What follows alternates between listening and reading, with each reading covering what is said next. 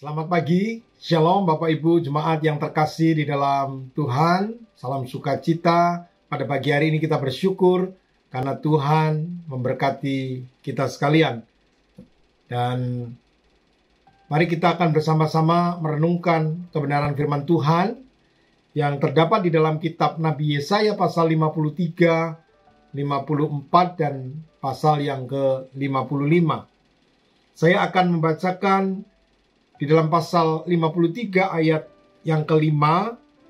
Pasal ini merupakan nubuatan daripada janji Tuhan yang akan memberikan seorang penebus, Mesias yang menyelamatkan umat manusia.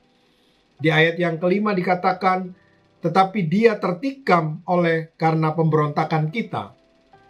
Dia diremukkan oleh karena kejahatan kita.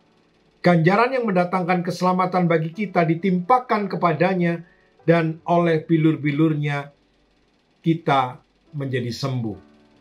Janji Tuhan diberikan, dinyatakan di dalam Yesus Kristus Tuhan kita sebagai penebus dosa.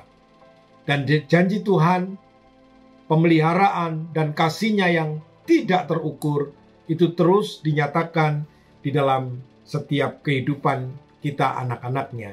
Maka di dalam pasal 54 ayat yang kelima, demikian Tuhan mengasihi setiap anak-anaknya. Maka dia berjanji seperti yang disampaikan oleh Nabi Yesaya di ayat yang kelima, sebab yang menjadi suamimu ialah Dia yang menjadikan engkau, Tuhan semesta alam namanya. Yang menjadi penebusmu ialah Yang Maha Kudus, Allah Israel. Ia disebut Allah seluruh bumi. Demikian pernyataan kasih Tuhan yang sungguh luar biasa. Janji nubuatan yang sudah dinyatakan di dalam Tuhan kita Yesus Kristus. Dia yang akan mengasihi kita di dalam gambaran metafora yang disampaikan oleh Nabi Yesaya bahwa suamimu adalah Dia, yaitu Tuhan semesta alam, yang menjadi penebusmu yang Maha Kudus, Allah Israel.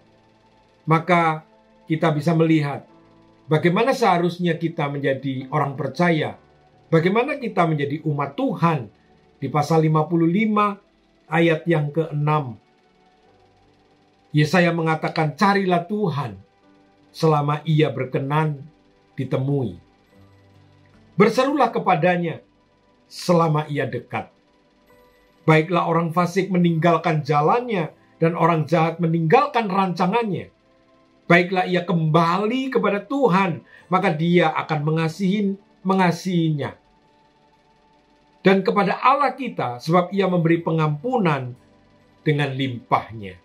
Maka di ayat 8 dan ayat 9 dikatakan, sebab rancanganku bukanlah rancanganmu dan jalanmu bukanlah jalanku. Demikianlah firman Tuhan, seperti tingginya langit dari bumi, demikianlah tingginya jalanku dari jalanmu, dan rancanganku dari rancanganmu. Bapak Ibu sekalian, mari kita mendengar peringatan yang diberikan oleh Nabi Yesaya.